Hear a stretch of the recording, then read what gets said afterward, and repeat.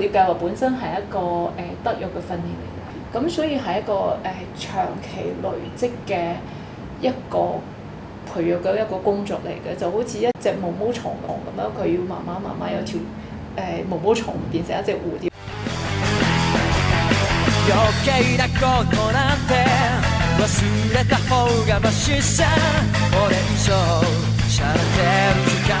後反應咧，佢哋好緊張，非常之。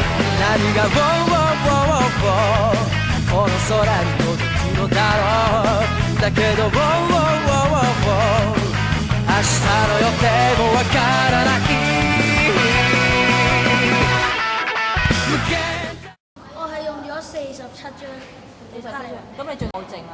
仲係一張15張。15。40幾張。透過呢個獎勵嘅計劃咧，佢每次做得好，收到呢啲卡，做多幾次就收到呢啲卡。咁某程度佢個卡越多，即使話佢做好嘅行為就越多。初頭其實只不過係五色俾啲活動佢哋。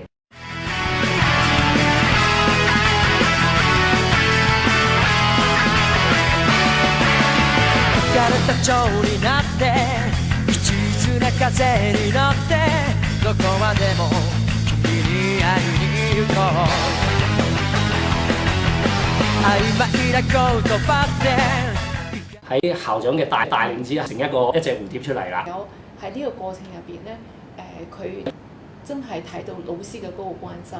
咁你今日仲做咗一個頒咗獎俾老師嘅呢個動作咧，我覺得呢個唔單止係細蚊仔嘅努力得到肯定，連老師嘅努力都得到肯定嘅，係啦。咁呢一個咧嗰個自主性咧就提高咗好多，同埋咧特別喺午息嘅時間咧可以好有效率、好有秩序咁樣佢哋借用佢哋需要嘅物品。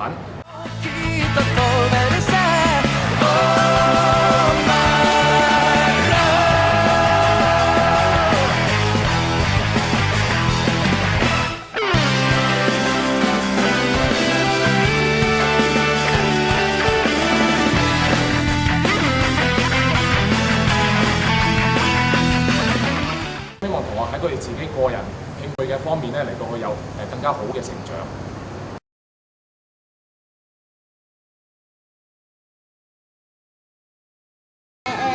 最後買啲拍賣嗰啲玩具，因為呢個係老師獎勵嘅，所以唔捨得。唔會再買嘅啦，因為我好多卡都送咗俾個同學，想個同學換到個老師擺出嚟拍賣嘅世界波，因為我哋想佢攞到個世界波之後，同我哋大家一齊分享。130，集資成功135，有咪高135？135第一次，135第二次，135第三次，恭喜啊林祖兒！你可以上嚟我呢邊自拍神棍啊！恭喜晒，好，我收咗先，拉下手先，恭喜2、1，零，夠鐘請所有同學坐好，望住出邊。哇！我真係好欣賞你哋，唔使叮，唔使當，都可以即刻整晒。我想你手頭上，如果你可以出得多超過200張嘅同學，慢慢行出嚟出邊呢度排好隊，會俾你揾張紙寫低你出幾多。